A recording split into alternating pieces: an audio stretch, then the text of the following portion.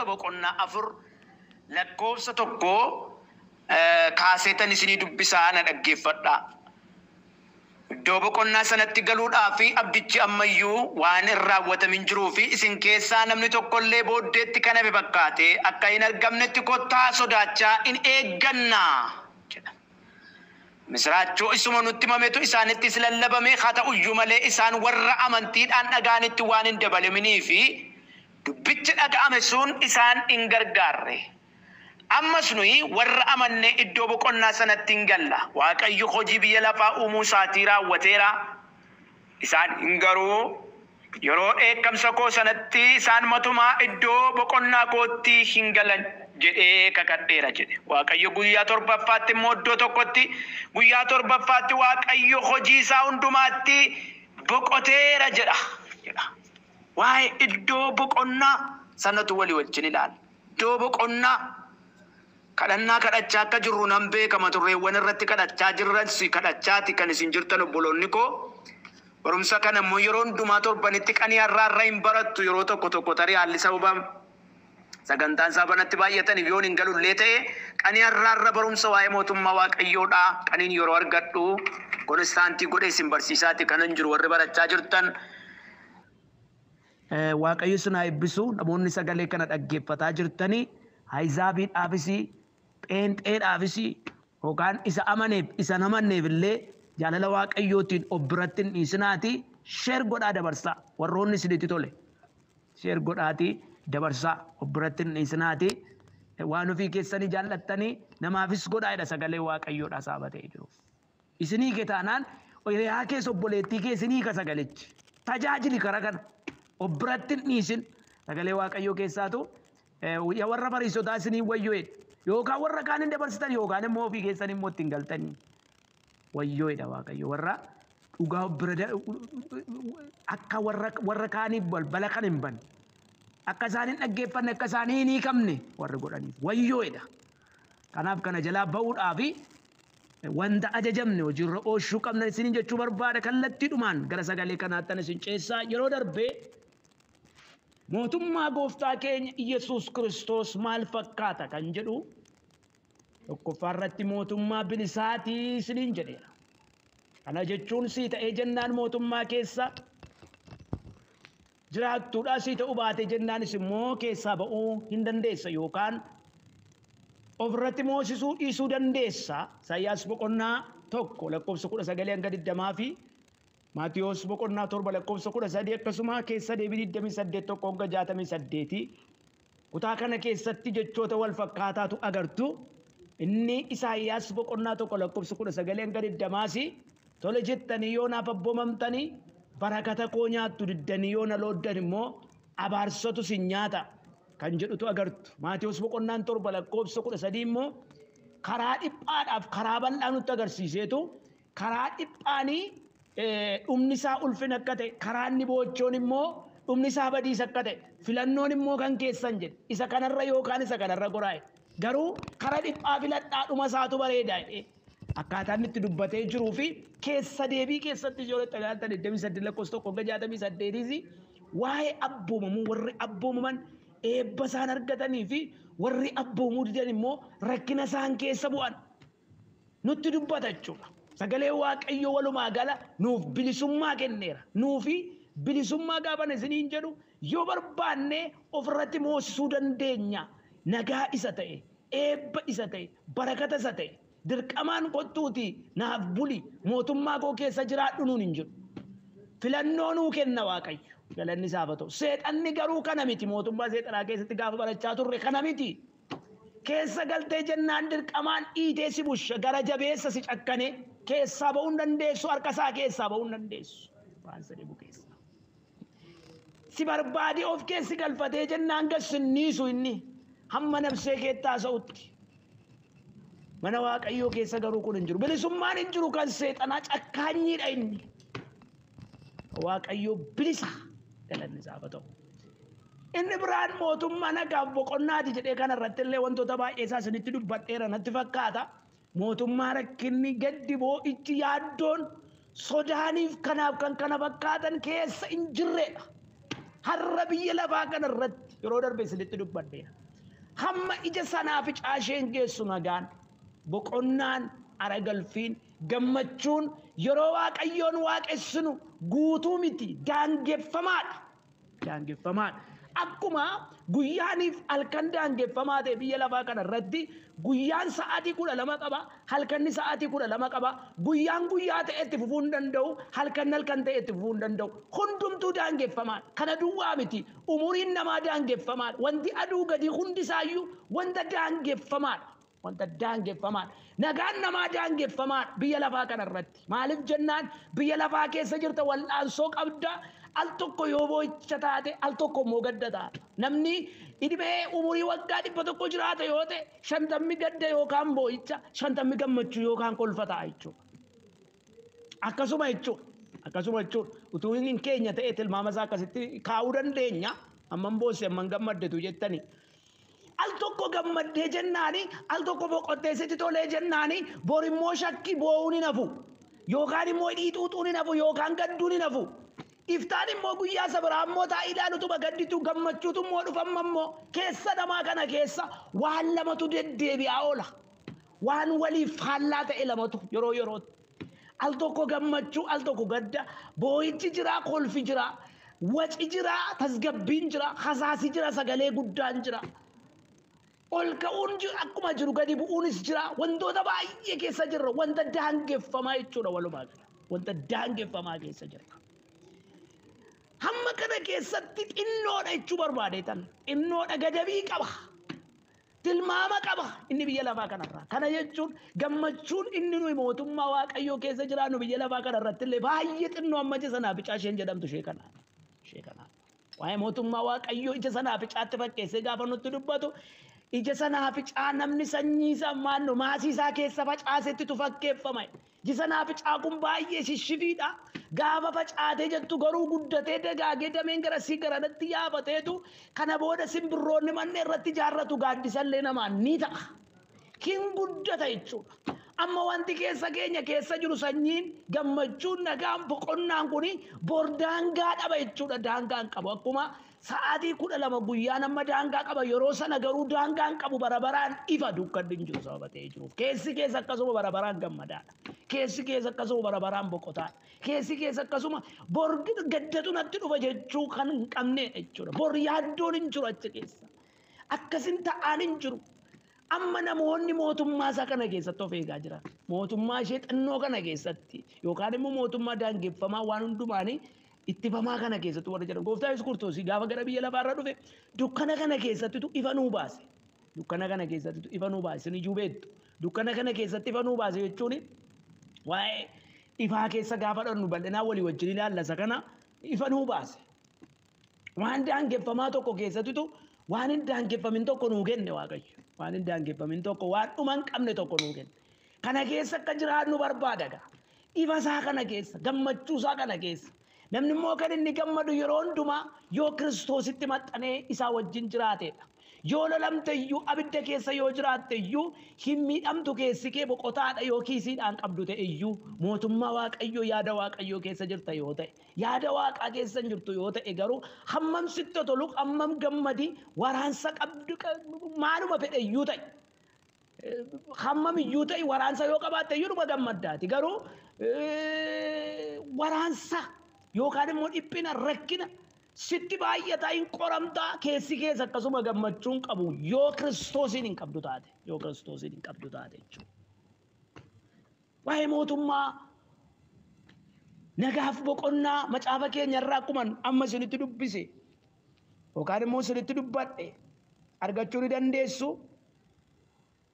Iddoo boqonnaa sanatti jedha barreessaan Ibrootaa abdicha ammayyuu waan hin raawwatamin hin jiruuf in keessaa namni tokko illee booddeetti kana fakkaate akka hin argamnetti kottaa sodaachaatu eeggannaa jedha.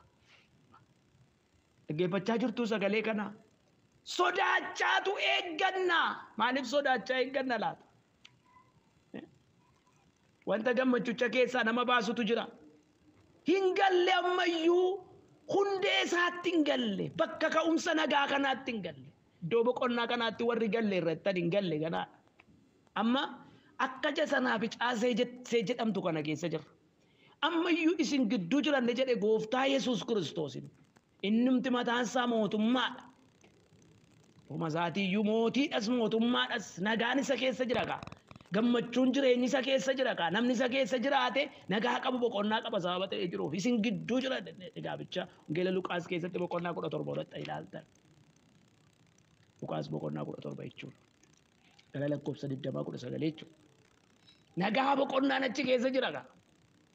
Haxinnaattuyyuu malee maaliyyuu ataatuyyuu malee bakka ka'umsa isaa bakka mandheesaa ganaatti gallatti galuuf jenna. Gaana gaaban isiniin jedhu iddoo nuuf qophaa'e. Galanni isaa fatu. As keessatti dhamdhamaarra baleessaa guutummaatti keessa hin jiru. Kanaafitu nagaan keenya daangeffamaa. Dhamdhamaa jirra as keessatti. Nagaa kana gaafa maqaa Yesuus Kiristoos dhomnu mootummaa isaa kana dhamdhamaa jira. Akka nama dhamdhamaa jiru akka nama jasanaa fi caa'u bukkeetti ilaaluuti. Hankeenya daangaan qabu di gubbaa. Yeroon kutaa kana dubbadhu waan tokkoon taa'ee yaada. Dhugaadha. Tizzitaan keessa koo keessa dhufa yaadannoon. Kunis yeroo Waaqayyo mul'ata guddaan asirratti dhugaa isinii beekna agarsiise. Yeroo baay'ee hinduu dubbadha jecha kana. Yeroo inni na hubachiise gara samii kana gara teessoo isaatii irratti gaafa nachoon. Iddoo sanatti gaafa na dhaqeechi of argu.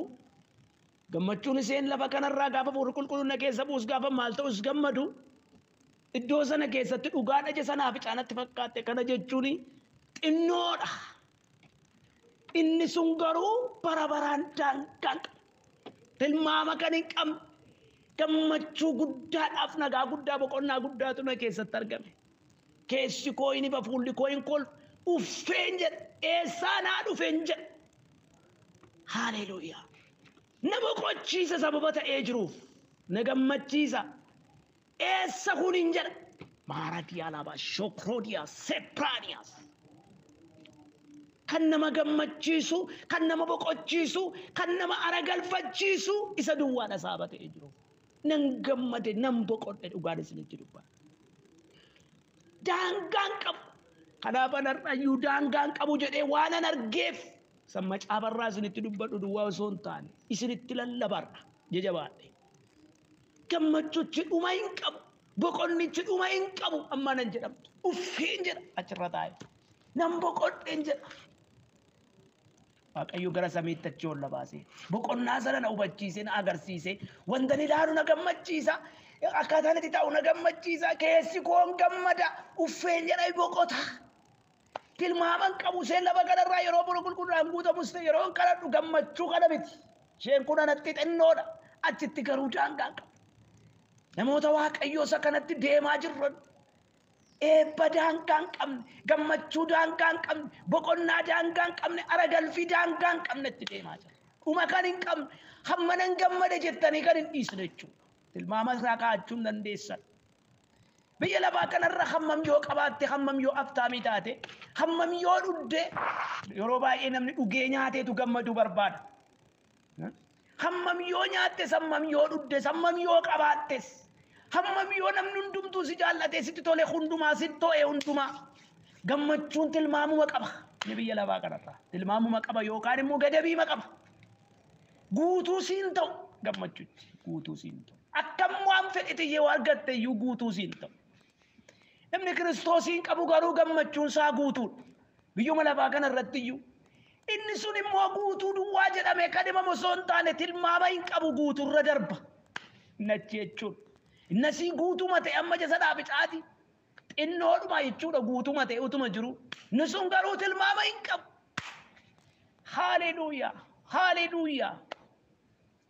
Utuun qabaatiin gammadda obboleetti. Kiristoosiin qabaattee jennaan akka nama bileeneriidhaati biyya lafaa kanarratti. Inni kaan qabeenyaa qabaatee, inni kaan bileenerii ta'e, inni kaan waan hundumaa qabaateetu gammachuun isaa hanquudha. Galgala siree irra taa'ee kan ba'u jiraam. Fooqii meeqa walirratti ijaaree kan gaddutu jiraam taa'ee kan yaada kuusutu jiraam kan irri barrabnetu jiraam. Kan firaashii fi wanti inni uffatutti noo'inetu jiraam. Nyaata inni nyaatu kan hin tasmaamaanetu jiraam garaashaa keessa fooqii baatee waan adda addaa ta'e. Ati garuu mana kiraayii keessa teessee iddoo filatamaa hin taane keessa teesseetu Kiristoosiin waan qabduuf isarra nagaa qabda, isarra boqonnaa qabda. Boqonnaan isa harka jira dhugaan isinitti dubbadha namoota Waaqayyo. Ara galfiin isa harka jira. Maqaan Waaqayyoodhaa bara baraan eebbifamu. Gammaduu qabna nuyi boqonnaa Waaqayyo nuuf kennetti. Ara galfachuu qabna nuyi. Essay jechuu qabna nuyi. Ililchuu qabna nuyi. Haaleluyyaa. Nagaa Waaqayyo nuuf kennetti gammaduu qabna. Eebba Waaqayyo nuuf kennetti boqochuu qabna. Maqaan Waaqayyoodhaa bara baraan eebbifamu. Nama boqochiisa inni.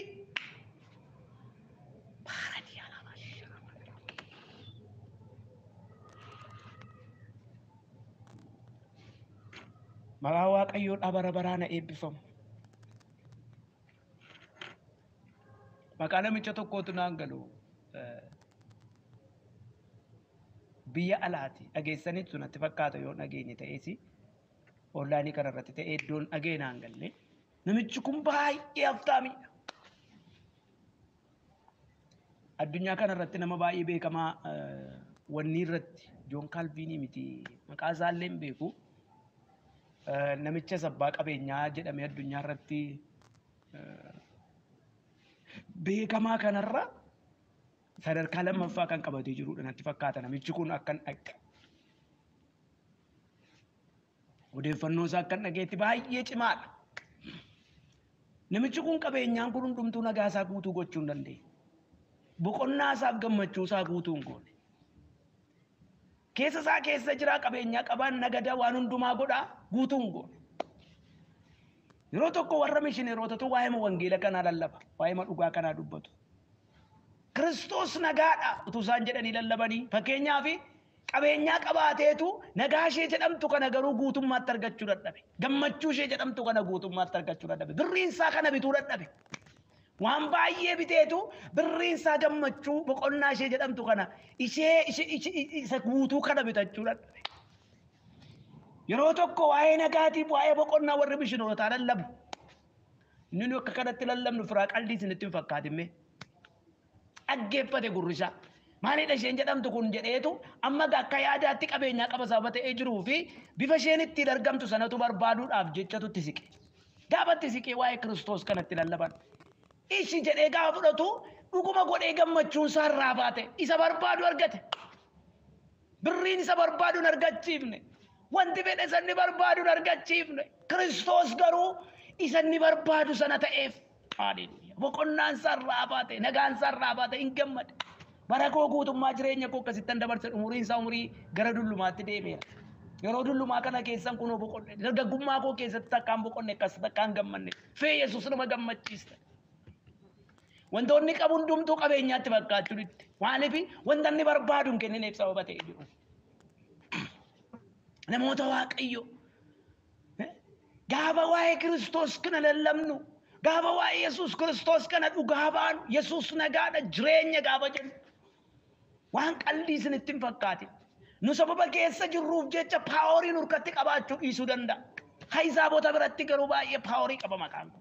Namoota waa'ee Kiristoos hin beekne namoota dukkana keessa jiran warra isin qabeenyaa qabu isaan maal godhu jettan sana biratti vaaliyuu guddaa qaba. Yesuus Kiristoos gooftaadhaan kee. Adammati qabeenyaa qabu sababa ta'ee jiru isaan kun geessifataniiru maal godhu waan akkasii jetta. Isati qabdu kana isaanin dharra'u argachuu dadhaban malee karaa ittiin itti siqan dhaban malee. Golgaatu dura isaanii jira malee tuuti golgaa sana cabsitee itti dubbatte fedha isaaniitiin fudhatu. Kanaaf qoosaa isinitti hin fakkaatin gaafa dhugaa baatan gaafa wangeela lallabdan onlaayinii kanarraas iddoo adda addaatis. Awoo karoora keenya keessan galfanna jennee yaadna akka waldaa tokkummaa amantootaatti onlaayinii kanarrattis lafarrattis dhuga ba'umsa irratti hojjennanne. Gaafa waa'ee Kiristoos kana dhooftan dhaloota hundumaaf maqaan kun eebba nagaadha boqonnaadha.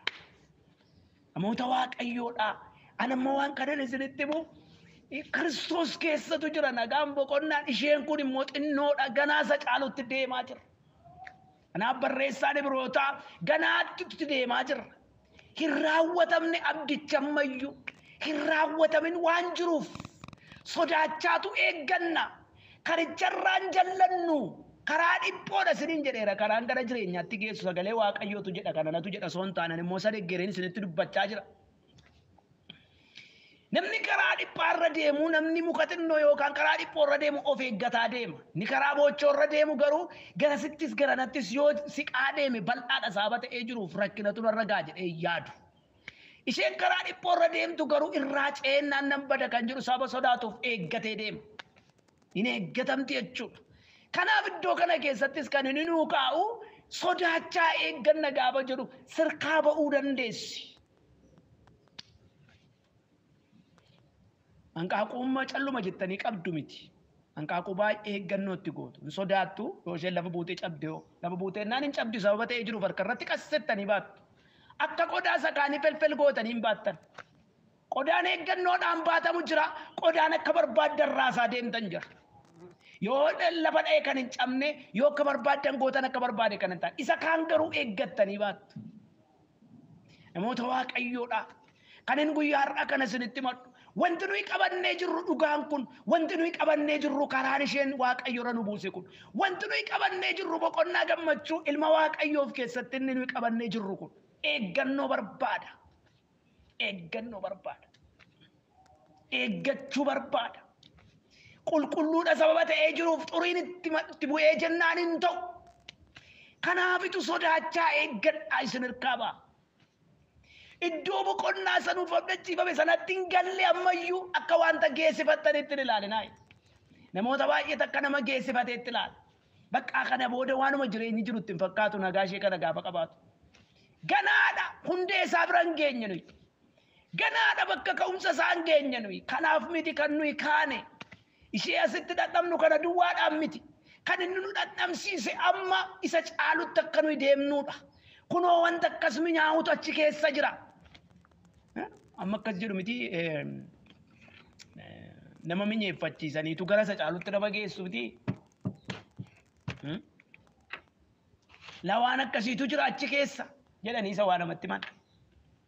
Erga jiraatee jedhanii dhandhamanii dhaqanii isa waannaa sana bira dhaqanii nyaatu. Ijoollee shifii gaafa waa afaan keessanii anammaa mucaa daa'ima tokkoon qaba waaqayyo naaf kenne waaqayyo maqaan isaa eebbifamu.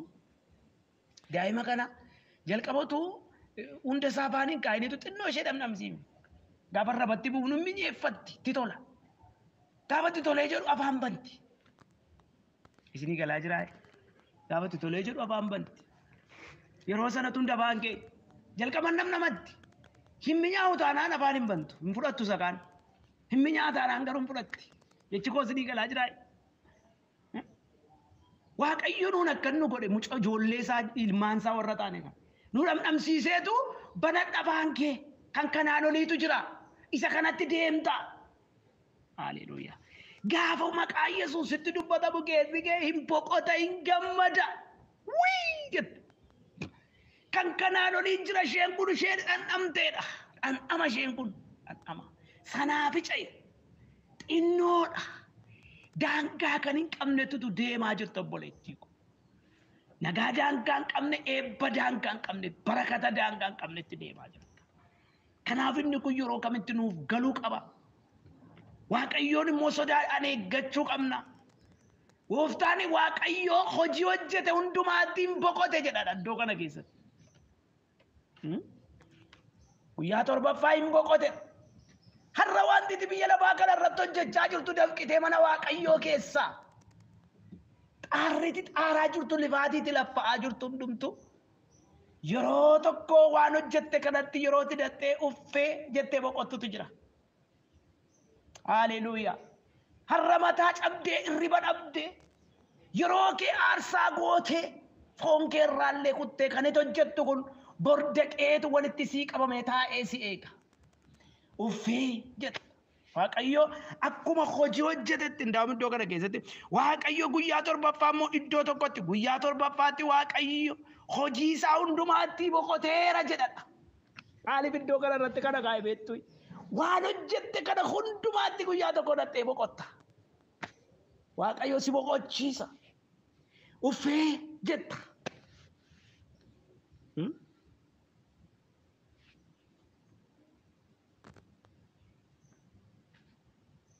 Haleluuyaa. Uffee jetta. Mul'ata Yohaannis boqonnaa 22 lakkoofsa 7 kaaftanii yoo ta'e inni kun kunoo ani dafee nan dhufa. namni dubbii macaafa kanaa keessatti raajii dubbate kana eegu attam hagammadu jedha. Maara badana bashila badana bakayas. Kullu ሰው አይደለም namni dubbii macaafa qulqullaa kana keessatti barreeffamee jiru salallabame duwwaa miti nilallabames yaa osuma sanaadha. haa ta'uyyuu malee isa barreeffame kana kan eegu kan raawwatu እንዴት ነው ደስ የሚለው akkam agammaduudha sagalee waaqayyo ni dhuusun kun ani dabeenan dhufa gatii isaanii adduma addaan akka hojii isaatiitti namaaf kennuufis fideenan dhufa ani alfaadha omeegaadha kan duraati isa booddeeti isa jalqabaa isa dhumaatis kan na dursu hin jiru booddeedhaanis duraanis hin jiru alfaadhaaf omeega El Shaddai dabeenan dhufa jedha waaqayyo gooftaan machaa ya warra rakkataa jirtanii ya warra qoromsa keessa jirtanii tu Kiristoosiin qabdanii si boqochiisuu dhufa abbaan kee ara si galfachiisuu dhufa iddoo isa caalutti si butuu dhufa eebbatti si butuu dhufa beekuu qabdu hundi keessan mul'ata Yohaannis 21 dubbisee gara xumuraatti isinii geessa yommuu isaan sagalee guddaa tokko nan dhaga'e innis teessoo sana biraa kunoo iddoon waaqayyo buufatu namoota gidduudha inni isaan bira buufachuuf jira isaanis saba isaa ta'uuf jiru waaqayyo ofii isaanii wajjin jiraachuuf jira waaqayyo isaanis ta'uuf jira eenyu waaqayyo eessatti kun iddoo boqonnaa lafa nuyi dhaqaa jirru kanatti hormatti namanu hormattis namanu waaqayyo amma dhabna manneerra man'ee isaa keessa dhaquuf jiru man'ee nagaa lafa nagaan ba'u lafa boqonnaa lafa gammachuun ba'u ijaan agarra abbaa kee dhufeenu gidduu buufata ofuma isaati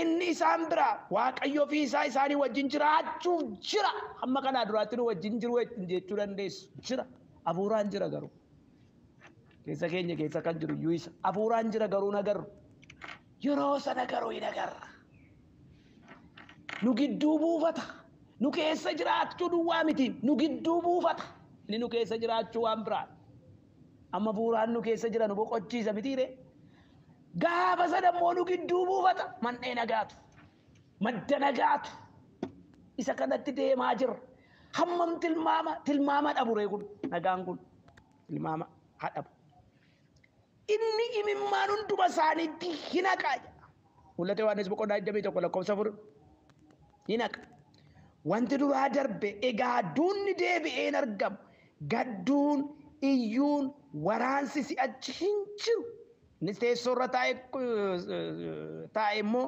kunoo ani waan hundumaa haaraa nan godha jedhe itti dabalees dubbiin kun amanamaa dhugaadhas waan ta'eef kana caafi haale amanamaa gadduun boo'uun waraansi inni biyya lafaa kanarraa inni si wawwaraa rakkinni kun hundumtuu xaxee wal guureetu si jalaa dhidhima ijaan hin agartu Kiristoosin bira nagaa duwwaa jira boqonnaa duwwaa jira aragalfii duwwaa jira iddoo kana deemta ati dafeen nu fayyadu waaqayyo abbaan kee haleluuyaa himimmaan hunduma namaatti haqa namni boo'u hin jiru achi keessa haleluuyaa haleluuyaa inni duraa darbe egaa duunni deebi'een argamu waraansi si'achi hin jiru gadduun hin jiru boo'ichi hin jiru waan hundumaan haaraa godhane waaqayyo haleluuyaa waan haaraa keessa teessa waan haaraa keessa jiraatta waan haaraa uffatta jireenya haaraa jiraatta isa caalu keessa dhexxaati aminin jettanii waaqayyo baraaf jireenya keessan isin haa eebbisu kanaadha namoota waaqayyoodha Yesuus Kiristoos bara baraan gooftaa haleluuyaa sagalee kanatti warri boqottan warri gammaddan waaqayyo baraaf jireenya keessan isin haa eebbisu sagaleen kun namoota baay'ee fayyiseera gargaareera hiikeera waaqayyoo ulfina fidaa haleluuyaa isa taanu mootummaa ifaati kan jedhu irraa kaafneetu itti fufnaa mootummaa dhugaa mootummaa dhugaadhaaf mootummaa ifaa walii wajjin ilaalla. Maqaan Waaqayyoodhaa bara baraan eebbifamu. Nagaadha Yesuus. Mee hundumti keessan warri sagalee kana dhaggeeffataa jirtan akkuma tasaa sagaleen kun akka inni namoota hundumaatti sheer ta'u abdii guutuu sababan isinirraa qabuu fi yookaan sababan isin abdadhuuf sheer gootu jedhee jechuu gooti. Lubbuu haaraan akka tasaa reefuu sagalee kana dhaggeeffattees ta'e namni dhugaasii ba'ees sagalee kana immoo dhaggeeffataa jirtu gooftaan fudhanne waadaa kan hin galle yeroo kana sagalee kana warri dhaggeeffataa jirtan anaa wajjin wantan jedhu jettu jechuudha obboloonni keenya keessumaa warri gara booddee deebitanii jirtanis waadaatu naa wajjin hin galtu fuula Waaqayyoo duratti fuula amantoota kanaa duratti kanatti waadaa galtu ergamoonni Waaqayyoo immoo yeroo kana hin gammadu kanaafi warri gooftaa hin fudhanne Kiristoosiin fayyisaa lubbuu keetii gootee kan hin fudhanne iddoo jirtanitti harka keessan bal'ifattanii jechan jedhu kanatu naa wajjin jettu. Harka keessan bal'ifattanii laphee keessan garaa keessan bantanii kana booda kadhannee xumurra. Haaleluyyaa. Eskii akkas jedhaa jechan jedhu kana naa wajjin yaa Waaqayyo Abbaa galanni siif haa ta'u jedha. Ani guyyaa har'aa kanaa kaasee biyya lafaa seexanaaf hojii foonii ganeera. Gooftaa koo Yesuus Kiristoosiin fayyisaa lubbuu kootii fi gooftaa jireenya kootii godhee amanee fudhadheera. Gooftaa koo Yesuus waan na simatteef galanni siif haa ta'u. Maqaa koo galmee waaqarraa irratti anaaf barreessi.